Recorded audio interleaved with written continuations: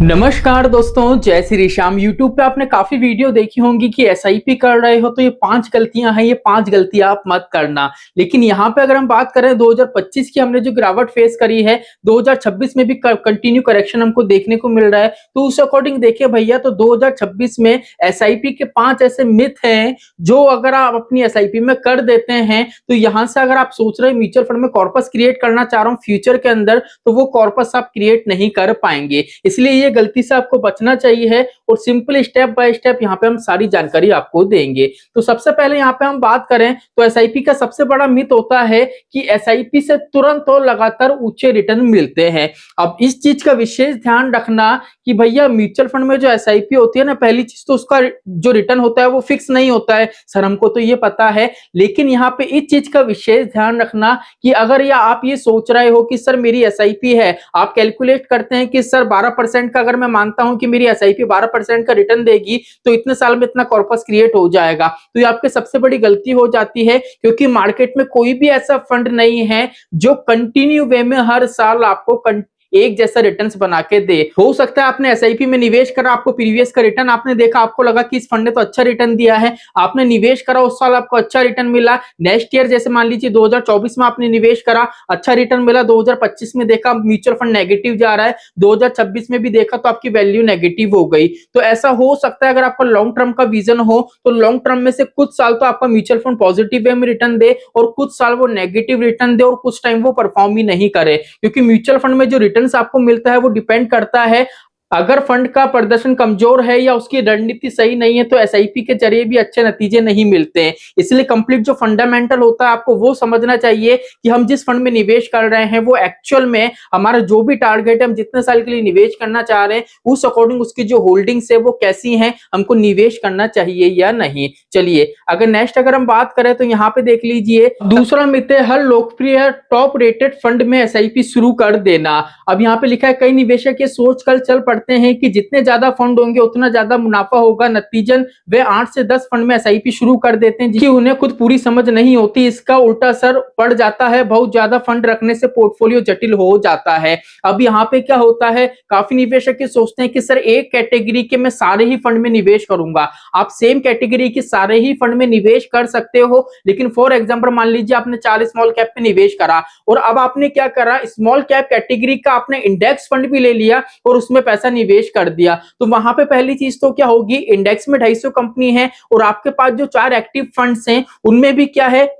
Small cap की जो 250 company से उसमें पैसा लग रहा है। तो वहां पे अगर आप चेक करोगे तो ओवरलैपिंग भी आपको देखने को मिलेगी। और सेकंड चीज ये है कि सर मान लीजिए अगर हम मल्टीपल फंड्स लेते हैं तो मल्टीपल आप फंड्स ले सकते हो, ओवरलैपिंग आपको चेक करने पड़ेगी। ऐसा नहीं है कि स्मॉल कैप के सारे फंड रखोगे तो ओवरलैपिंग देखने को मिलेगी, क्योंकि एक जो 250 कंपनी का इंडेक्स है सभी की सभी अगर एक्टिव फंड है तो वो 250 स्टॉक्स नहीं लगते हैं। वो फंड मैनेजर मार्केट का एनालिसिस करते हैं और 250 में से कुछ ही स्टॉक को पिक करते हैं। लेकिन इस चीज का विशेष लगना, आप ये सोच रहे हो कि कोई फंड है सर 5 स्टार की रेटिंग का है और सर मैं तो मल्टीपल, जैसे मैंने स्मॉल कैप के इतने फंड ले लिए, इसके बाद मुझे लग रहा है मिड कैप का ये फंड अच्छा लग रहा है तो मैंने वो कैरी कर लिया, अभी जियो का सेक्टर रोटेशन फंड आया ये अच्छा रिटर्न दे रहा है तो मैं इसमें निवेश कर दूंगा। तो ऐसे करके अगर मल्टीपल फंड्स में आप निवेश करोगे, पोर्टफोलियो में 6 से 7 मिनिमम से मिनिमम 7 फंड रख सकते हो। अगर इससे ज्यादा फंड रखोगे तो आपका पोर्टफोलियो इतना बड़ा हो जाएगा, जटिल हो जाएगा, उसको आप रीबैलेंस नहीं कर पाओगे और एनालिसिस नहीं कर पाओगे।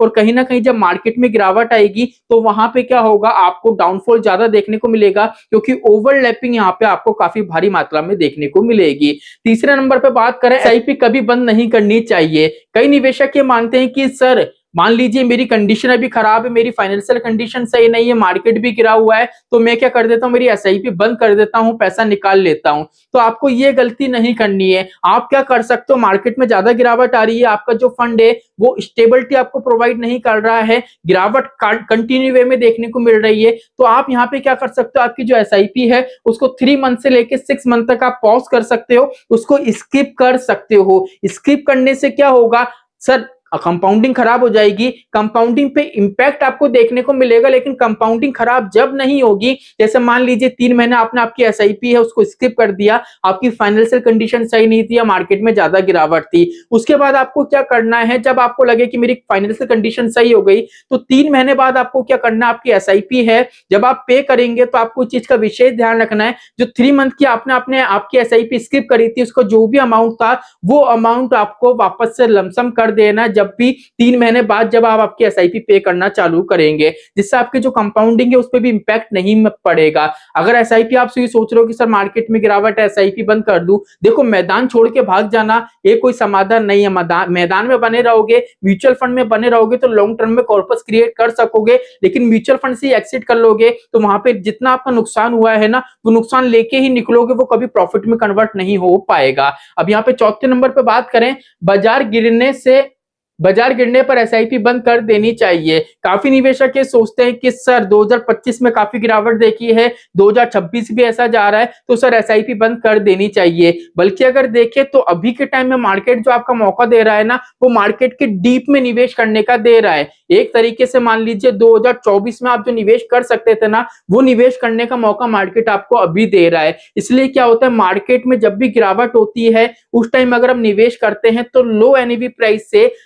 ज्यादा यूनिट्स हमको अलॉट होते हैं, क्योंकि मार्केट जब हाई रहता है तो एनएवी प्राइस बढ़ा हुआ रहता है तो यूनिट्स हमको क्या होते हैं, कम अलॉट होते हैं। लेकिन जब मार्केट नीचे जाता है तो एनएवी प्राइस सस्ता हो जाता है, इसलिए यूनिट्स हमको ज्यादा से ज्यादा अलॉट्स होते हैं तो बेनिफिट मिलता है। इसलिए बाजार की गिरावट में आपको एसआईपी बंद नहीं करनी है, बल्कि आपको यहाँ पर मोटा पैसा लमसम करना चाहिए। पैसा नहीं है तो कोई दिक्कत नहीं है, आपकी एसआईपी उसको कंटिन्यू रखो, उसको बंद मत करो। चलिए